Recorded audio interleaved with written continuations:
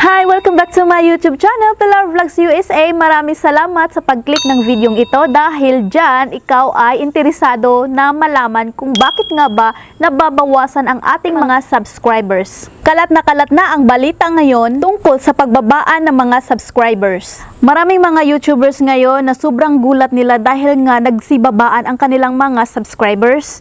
So alamin natin kung bakit nga ba nangyari ang mga iyan. Umaaksyon na ngayon si YouTube. Pinagtatanggal na ni YouTube ang mga spam na mga subscribers. Lumipat ako ng location, guys. So andito na ako sa aking studio. Char!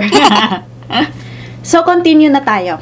I think mostly na nabawasan ng mga subscribers natin ay galing sa live stream. Dahil kami din sa isa naming channel, pumupunta kami sa mga live stream. At yun nga, mga kalahati din ang nanglagas. Payo ko lang mga kapatid na mag-ingat na tayo sa ating mga Okay?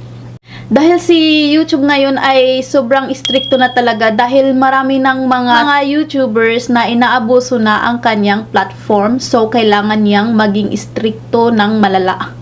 Tinatanggal na niya talaga na hindi mga kaaya-ayang mga nagaganap sa kanyang platform dito sa YouTube. Si YT na mismo ang kumikilos niyan. Hindi na natin masisi ang ating mga kapwa YouTubers. Sa akin guys, in my own opinion, mas maganda talaga ang mga organic subscribers. Yung nag-subscribe sila sa iyo dahil nagustuhan nila ang iyong video. Mga ganong pangyayari. Pero sa totoo lang, mahirap talaga kumuha ng mga organic subscribers. Lalo na kapag tayo ay mga small YouTubers or mga kasisimula pa lang. Unlike sa mga artista, sa mga kilalang tao na talaga na kapag mag-YouTube sila, boom! Boom! Talaga, as in, million subscribers agad, million views agad. So, tayong mga small YouTubers, challenging talaga siya na makakuha ng organic subscribers. Tiyagaan lang talaga guys, at saka mag-upload ng mag-upload. Yung mag-upload tayo ng mga videos na may matutunan ang ating mga manonood. Yun, yung interesadong topic, siguro ganun na lang talaga ang i-vlog natin, ano? Para naman may pumansin sa ating video. Pero, challenging talaga siya, guys. Kasi ang YouTube, maraming kompetensya. Ang dami nating kompetensya. Lalo ng mga artista ngayon is nagba-vlog na, OMG! Diba? Tapos tayo is mga small YouTubers lang. Ang hirap. Alam mo yung feeling? Ang hirap. Alam mo yun? Pero wag na lang tayo sumuko. Siguro, i-continue na lang talaga natin kung ano yung hilig natin. Yung gawin na lang natin yung best natin at saka huwag na tayo magpaka-stress sa ating watch hours at saka sa ating subscribers, no? Mag-enjoy na lang, yung ganun, tapos sipag din. Alam ko may mga technique din kayo dyan. I-enjoy na lang natin yung pag-YouTube natin. Kung may manlaga sa ating subscribers or sa ating watch hours, okay. Kung wala naman, much better. Mga subscribers na nanlagas, mga spam yun. Kaya tinanggal ni YouTube yung hindi ginawa ang tama. At ito din guys. Siguro guys, nagtataka din niya si YouTube. Kasi nga, 'di ba? Wow! Ang bilis! Wow! Ang dami! Biglang dami ng subs natin, ano? Kaya nagtataka talaga siya niyan. Kaya sinasala na niya ang lahat ng mga pinaggagawa natin. So, medyo dahan-dahan din tayo sa ating pagko-collect. Ganon. Yung ganon. At isa pa guys, ito. Yung mga magsasubscribe agad, hindi man lang manunood ng video. Wala yan. Spam yan. Wala din yan. Basura din yan. Kaya kung bibisita tayo sa isang YouTube channel, manood tayo kahit mga 3 minutes man lang or much better kung 5 minutes. Kunyari, 5 minutes. Tapusin natin yung 5 minutes niya. Ganon. Kung may video siya na 3 minutes lang talaga, ubusin natin yung 3 minutes na video niya bago tayo mag-subscribe. Tapos lalo na mag-comment. O diba? Mag-notification bell pa tayo. Diba mas bongga yung legit talaga? Ang usong-uso na talaga ngayon sa live stream. Tapos maglalapag ng mga links, diba? As in, huling-huli talaga tayo niyan. Manlalagas talaga siya. Tapos lalo na seconds lang. 'Di ba? Tapos ang bilis dumami ng iyong subscribers. Magtataka yan si YouTube, ba't ganun? May ganito, ganyang nangyayari. So tatanggalin din niya. Wala din. 'Di ba? Tapos magtataka na lang tayo. Wow, gulat. Wow, gulat, nagulat ako. Gulat na gulat tayo, gulat na gulat sila. Uulitin ko guys, mas maganda talaga na tapusin ang video na pinanood natin. Kung 3 minutes man yan, tapusin ang 3 minutes. Yung buo talaga. Tapos kung 5 minutes, tapusin ang 5 minutes. Yung buo talaga. Kasi ganito yan, nakakatulong ka pa sa kapwa mo, di ba? Kasi hindi napupunta sa spam ang effort mo para sa kanya. At sana din na ang binigyan mo ng ganun ay gagawin din ang tama. Just like give and take, ika nga, hindi ba? Give and take. Para solid tayo. Sobra nating dami affected guys. So, kung nalagasan ka man, huwag na lang isisi sa ating mga kapwa YouTuber. Kasi si YouTube na mismo ang nagtanggal niyan. Hindi na yung mga naging kausap mo. Si YouTube na talaga mismo kasi nakitaan nga niya na mali yung mga pinaggagawa natin.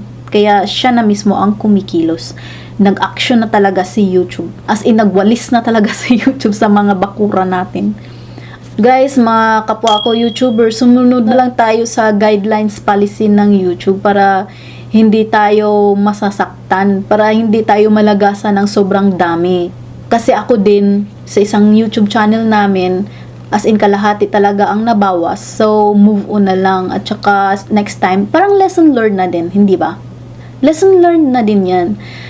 Kaya next time, gawin na lang natin siguro ang tamang proseso talaga para hindi masyadong masakit sa ating damdamin. I-accept na lang talaga natin ang katotohanan para hindi masyadong masakit sa ating dibdib. Kapag nabawasan man tayo, move on na lang. O sige, magsipag pa tayo more. Ganun, para hindi masyadong masakit sa ating damdamin. At saka gawin ang tama para magstay talaga kung ilan yung mga subscribers natin, hindi masyadong marami ang mabawas. So, sumunod na lang tayo sa tamang proseso, sumunod na lang tayo sa mga ipinagbabawal ni YouTube kasi siya naman talaga ang boss natin. Kung lalagasan tayo ni YouTube, wala tayong magagawa, hindi ba? Hanggang talak na lang tayo, hanggang reklamo na lang tayo, tapos sinisisi pa natin ang ating mga kapwa YouTubers. Pero sa totoo lang, may mali din talaga tayo. Kaya kailangan magpakabait tayo. I mean, susundin na lang talaga natin kung ano yung mga ipinagbabawal ni YouTube. Sundin na lang natin. Huwag na tayong lumabag sa mga pinagbabawal niya kasi babalik din naman sa atin yun. Hindi ba kagaya nga nito? Nangyari na nga. Di ba ang dami nating mga nakolekta tapos biglang naglinis si YouTube sa ating mga bakuran. Na-wash out din. Na-wash out din yung mga pinaghirapan. Kaya yun lang talaga guys ang aking masasabi ngayon. Sana huwag tayong huminto sa ating pag-vlog. Sana huwag tayong huminto sa ating pag-YT. Kasi alam ko na marami ding mga tao na na-discourage. Kasi nga, as in, ang laki ng mga nabawa sa kanila. Nadi-discourage na sila, nang pahinaan na sila ng loob. Sana huwag kayong huminto. Ipagpatuloy nyo lang yan at gawin ang tama para magstay ang ating mga watch hours at ang ating mga subscribers.